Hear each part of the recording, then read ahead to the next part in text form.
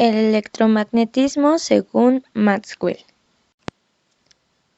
A mediados del siglo XIX, los científicos sabían que los fenómenos eléctricos y magnéticos guardaban algún tipo de relación, pero desconocían el cómo y por qué.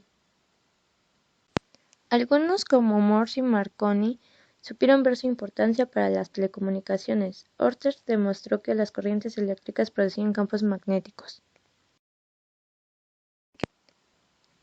Y Faraday el proceso inverso, es decir, que un campo magnético podía producir corrientes eléctricas. Pero fue el escocés James Clerk Maxwell quien unificó los fenómenos eléctricos y magnéticos en una única fuerza en 1873. La unificación de Maxwell propuso una revolución en el mundo de la física. Casi todas las herramientas que empleamos en nuestra vida cotidiana se basan en el electromagnetismo. Por ejemplo, la web. También está presente en todo nuestro entorno. Es el responsable de que no atravesemos las paredes o no nos precipitemos hasta el centro de la Tierra por efecto de la gravedad. Maxwell unificó las fuerzas eléctricas y magnéticas mediante 4 ecuaciones matemáticas. También comprobó su relación con la velocidad de la luz, ya que la constante eléctrica dividida entre la constante magnética da exactamente la velocidad de la luz. El porqué sigue siendo un misterio. Primera ecuación. Las cargas eléctricas generan campos eléctricos cuyas líneas de fuerza tienen comienzo y fin. Esto hace referencia a la ley de Gauss. Esta explica la relación entre el flujo del campo eléctrico y una superficie cerrada. La ley dice que el flujo eléctrico a través de una superficie cerrada es proporcional a la densidad de carga que hay en el interior de dicha superficie. Segunda ecuación. No es posible aislar los polos magnéticos debido a que las líneas de campo son cerradas sobre sí mismas, sin inicio ni fin. A diferencia de los campos eléctricos, no comienzan y terminan en cargas diferentes. Esto hace referencia a la ley de Gauss para el campo magnético, que nos dice que es equivalente a afirmar que el monopolo magnético no existe.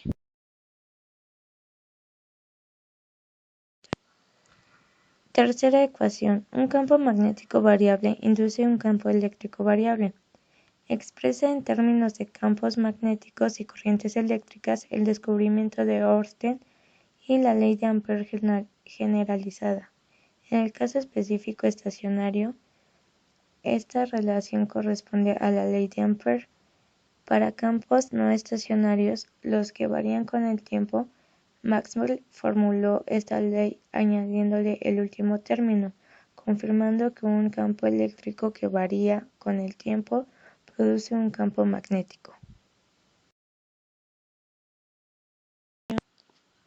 Cuarta ecuación. Un campo magnético puede ser producido por una corriente eléctrica o por un campo eléctrico variable. Esta es una aportación de Faraday. Establece que el voltaje inducido en un circuito cerrado es directamente proporcional a la rapidez con la que cambia en el tiempo el flujo magnético que atraviesa una superficie cualquiera con el circuito como borde.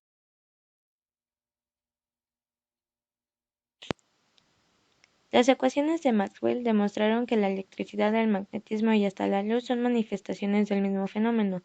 La teoría de Maxwell planteaba en sus postulados la existencia de un campo electromagnético, formado por campos eléctricos y magnéticos, que se propagaban por el espacio. Maxwell creía que todo el espacio estaba lleno de una sustancia electromagnética invisible, una especie de éter, por el que se expandían las fuerzas, y lo imaginaba como celdillas de un panal.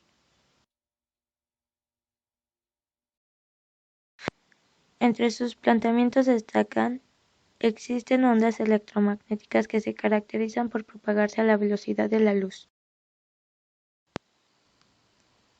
así como también las ondas electromagnéticas son emitidas por cargas eléctricas aceleradas. Ley de Gauss, ley de Faraday y ley de Ampère, todas conjuntadas por Maxwell para crear el electromagnetismo.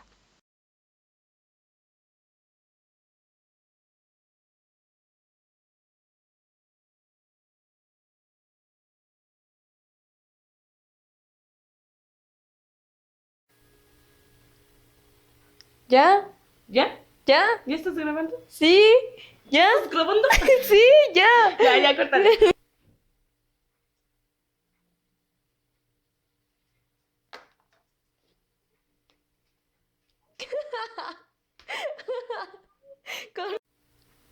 Ya.